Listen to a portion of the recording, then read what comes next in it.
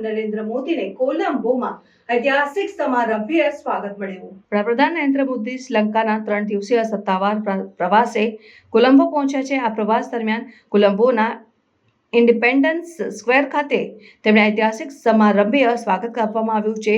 શ્રીલંકાએ પ્રથમ વખત કોઈ વિદેશી મહેમાન માટે આયોજિત કર્યું છે। આ સમારંભીય સ્વાગત દરમિયાન શ્રીલંકાના પ્રમુખ અનુરા કુમારા દિસાનાયકે અને અન્ય ઉચ્ચ અધિકારીઓએ વડાપ્રધાન મોદીને આવકાર્યા હતા।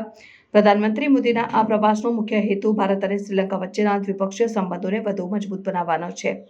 આ મુલાકાત દરમિયાન બંને દેશોના નેતાઓ વચ્ચે વિવિધ ક્ષેત્રોમાં સહકાર વધારવા માટે ચર્ચાઓ યોજાઈ હતી। તેમજ પ્રધાનમંત્રી મોદીએ અનુરાધાપુરમાં જયાશ્રી મહાબોધિની મુલાકાત લીધી અને ત્યાં પ્રાર્થના કરી। આ પ્રવાસ દરમિયાન પ્રધાનમંત્રી મોદીએ સામપુરમાં ભારતીય સહાયથી નિર્માણ પામેલા સોલાર પાવર પ્લાન્ટનું ઉદ્ઘાટન કર્યું ને મહાબાથી અનુરાધાપુર સુધીના રેલવે સિગ્નલિંગ સિસ્ટમનું પણ ઉદ્ઘાટન કર્યું અને આ પ્રોજેક્ટ્સ ભારત અને શ્રીલંકા વચ્ચેની મજબૂત ભાગીદારીને સહકારને દર્શાવે છે।